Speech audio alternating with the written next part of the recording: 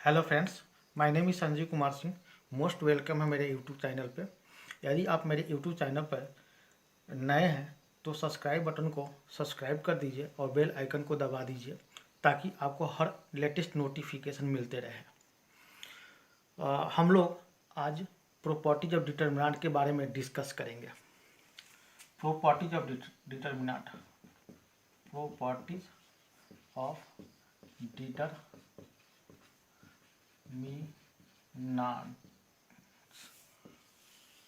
पहला प्रॉपर्टी के बारे में डिस्कस करते हैं। Property number 1, if any one row और columns in determinant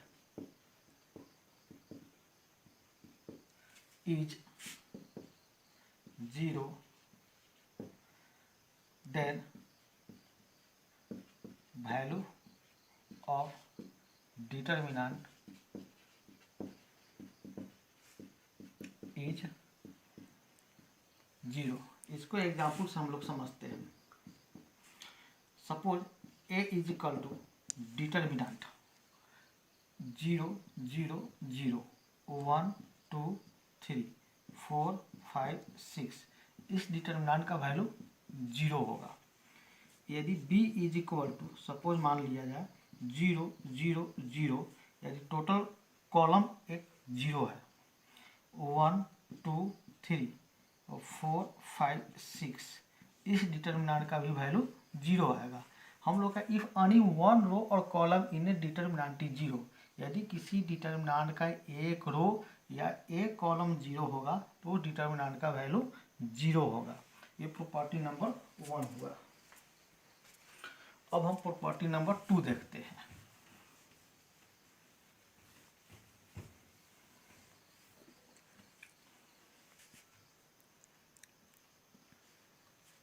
if every element if every element if every element of a determinant is 0, then value of determinant is 0। हम लोग every element of A determinant is 0, यदि determinant का प्रत्येक element यदि 0 है तो उस डिटर्मिनेंट का भी वैल्यू 0 होगा। ये प्रॉपर्टी 2 कहता है। Property number 3,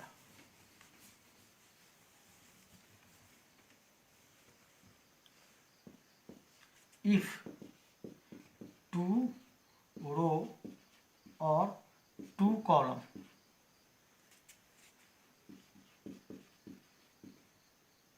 are identical, then value of determinant is 0। Example से हम लोग समझते हैं। यदि determinant a is equal to determinant 2 2 2 2 2 2 1 2 3, तो इस डिटर्मिनेंट का भी वैल्यू 0 होगा। यदि b इज इक्वल टू दूसरा हम मान लिए 2 रो यहाँ पे या 2 column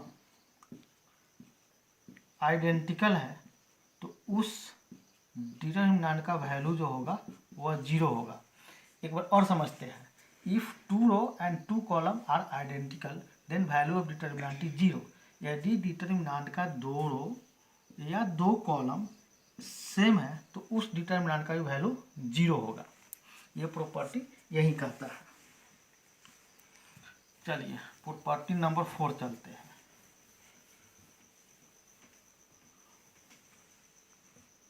property number 4. If row and column are interchanged, then there is no change in determinant.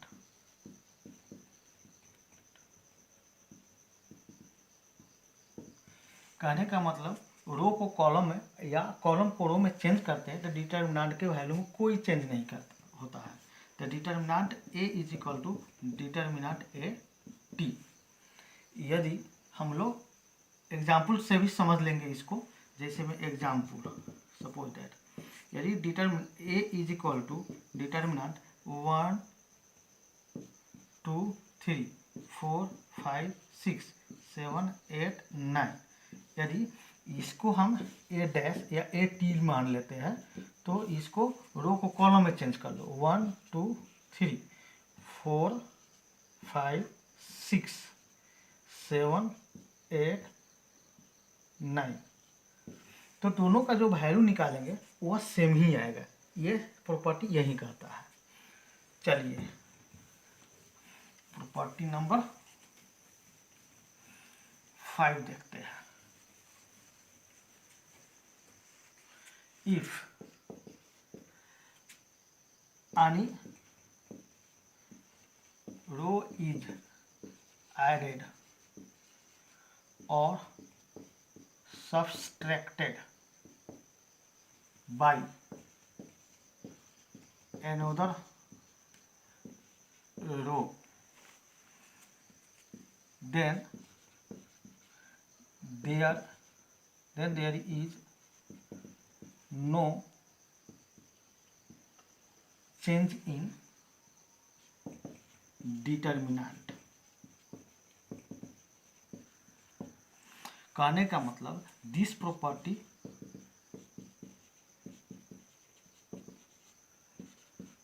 Hold for column. कहने का मतलब एनी रो इज एडेड और सब्ट्रैक्टेड बाय अनदर रो। कहने का मतलब जो है किसी एक रो को किसी दूसरे रो में जोड़ने या घटाने पर हमको डिटर्मिनेंट में कोई फर्क नहीं पड़ता है। उसी प्रकार कॉलम को, यदि कॉलम को किसी दूसरे कॉलम के साथ जोड़ने या घटाने पर डिटर्मिनेंट में कोई नहीं फर्क पड़ता, कुछ भी फर्क नहीं पड़ता है। यदि रो में हमको डिवाइड करके या उसको सब्ट्रैक्ट करके यदि किसी रो में किसी संख्या से डिवाइड करके या मल्टीप्लाई करके किसी दूसरे रो में जोड़ने पर, उसी प्रकार कॉलम को किसी संख्या से डिवाइड करके या मल्टीप्लाई करके किसी कॉलम में जोड़ने पर डिटरमिनेंट में कोई फर्क नहीं पड़ेगा। ये प्रॉपर्टी यही कहता है। चलिए अब प्रॉपर्टी नंबर 5 देखते हैं। यदि डिटर्मिनेंट, यदि एक कोई मैट्रिक्स है, suppose A1 A2 A3 B1 B2 B3 और C1 C2 C3, यदि हम कोई एक अलग A1 लिया मैट्रिक्स, यदि हम KA1 KA2 KA3 और B1 B2 B3 है, C1 C2 C3 है, ये मैट्रिक्सेज है, तो डिटर्मिनेंट यदि ए का निकालेंगे तो वह K into determinant of A1 आएगा। कहने का मतलब ये है कि हमारे पास K कांस्टेंट है, यदि K कांस्टेंट हो तो K times of determinant of A आएगा। दोनों का वैल्यू सेम ही रहेगा लेकिन वह K टाइम्स ऑफ A आएगा। कहने का मतलब ये है, यदि हमारे पास डिटर्मिनेंट A है,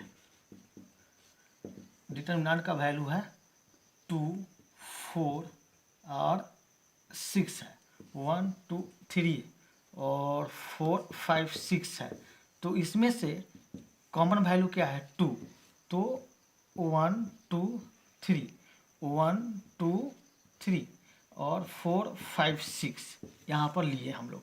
तो इससे किसी डिटर्मिनेंट में क्या होता है, किसी कांस्टेंट से यदि किसी एक रो या एक कॉलम में ही गुना होता है, और किसी एक रो या किसी एक कॉलम से हम लोग कॉमन निकाल सकते हैं, किसी एक रो से।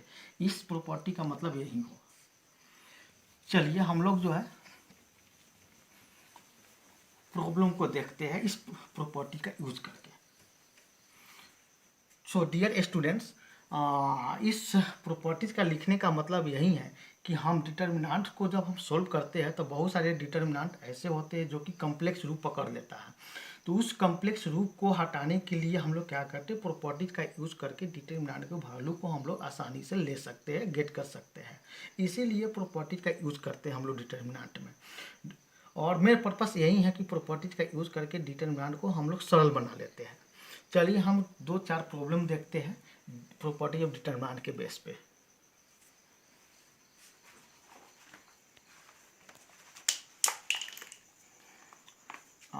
एग्जाम्पल 1, प्रूव दैट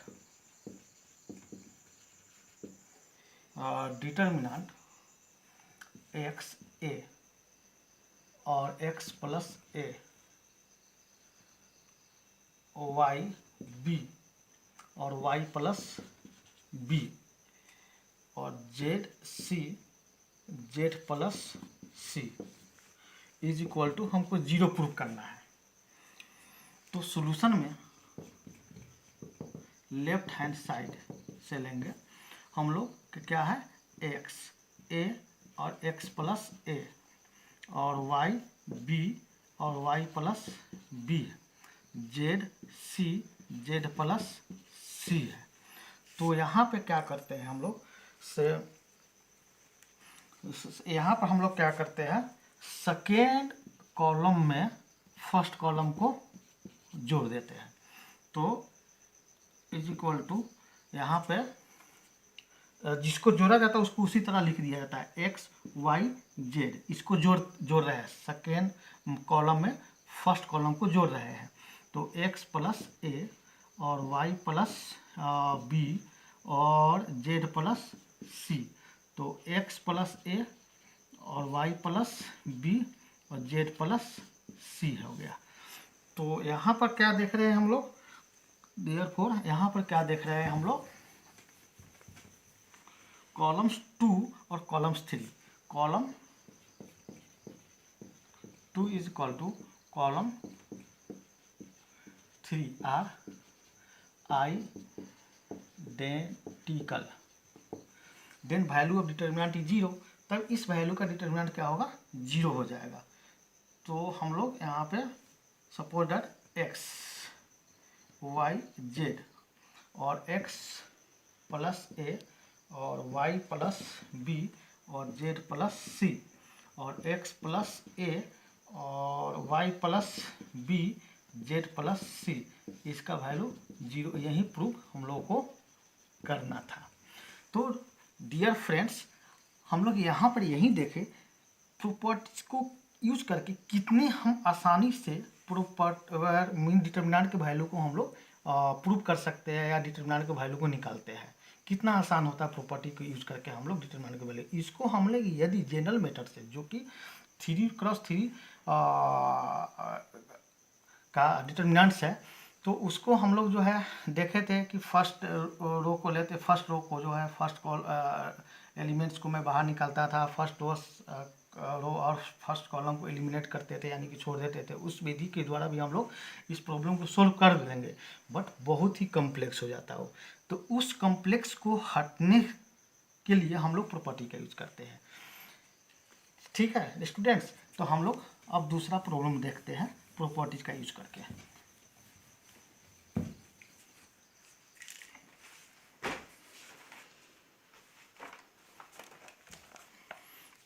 अब एग्जाम्पल नंबर 2 है, यदि determinant prove that determinant a minus B और b माइनस सी और c माइनस a है, और b माइनस सी और सी माइनस ए माइनस बी, और सी माइनस ए माइनस बी और बी माइनस सी, इसको जीरो प्रूव करना है मेरे फ्रेंड्स। तो इसको हम लोग देखते हैं सॉल्यूशन में। लेफ्ट हैंड साइड क्या है हम लोग के पास, डिटर्मिनेंट ए माइनस बी, बी माइनस सी, सी माइनस ए, बी माइनस सी, सी माइनस ए माइनस बी, और सी माइनस ए माइनस बी और बी माइनस सी। यहाँ पर हम लोग देखते हैं कौन चीज़, फर्स्ट कॉलम में second column plus third column को जोड़ रहे हैं यहाँ पे, और जिसको जोड़ा जाता है उसको उसी तरह लिख दिया जाता है। तो यहाँ पर हम लोग फर्स्ट कॉलम में तो हम सेकेंड कॉलम और थर्ड कॉलम को हम लोग जोड़ रहे हैं। तो फर्स्ट कॉलम में A minus B plus B minus C plus C minus A, और जिसको जोड़ा जाता है उसको उसी तरह लिख दीजिए। B minus C plus C minus ए प्लस ए माइनस बी, यहाँ पर सी माइनस ए और ए माइनस बी है, और सी माइनस ए और प्लस ए माइनस बी और प्लस बी माइनस सी, और ए माइनस बी, बी माइनस सी। यहाँ पर देख रहे हैं ए से ए कट गया, बी से बी कट गया, सी से सी कट गया, यहाँ पर बी से बी कट गया और ए से ए कट गया, सी से सी कट गया, यहाँ पर सी से सी कट गया, बी से बी कट गया और ए से ए कट गया। तो हम लोग आइए यहाँ पर डिटर्मिनेंट 0 0 0, यहाँ पर B minus C, C minus A और ए माइनस बी, और ए माइनस बी, सी माइनस ए माइनस बी और बी माइनस सी। तो यहाँ पर देखते हैं एक प्रॉपर्टी हम लोग पढ़े हैं कि इफ वन रो या one column is zero then value of determinant is zero. Here by property one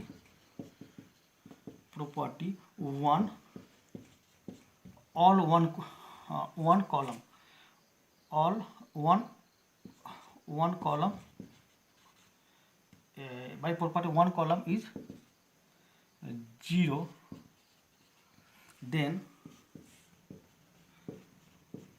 value of determinant is zero। एक प्रॉपर्टी हमें किसी एक रो या कोई एक कॉलम यदि जीरो होता है तो उस डिटर्मिनेंट का वैल्यू जीरो होगा। तो हम लोग प्रूव हो गया कि यह जीरो के बराबर हो गया। यही प्रूफ हम लोगों को करना था। तो स्टूडेंट्स हम लोग यही सीखे कि प्रॉपर्टी का यूज करके कितनी आसानी से हम लोग वैल्यू निकालते हैं डिटर्मिनेंट का। सो डियर फ्रेंड्स, आज के लिए इतना ही। नेक्स्ट वीडियो में हम कुछ प्रॉब्लम और लेके आएंगे प्रॉपर्टीज ऑफ डिटर्मिनेंट्स के बेस पे। So thank you so much for watching my video. And यदि आप मेरे यूट्यूब चैनल पर नए हैं तो प्लीज़ सब्सक्राइब कर दीजिए और बेल आइकन को दबा दीजिए ताकि हर नोटिफिकेशन आपको मिलता रहे। Thank you so much.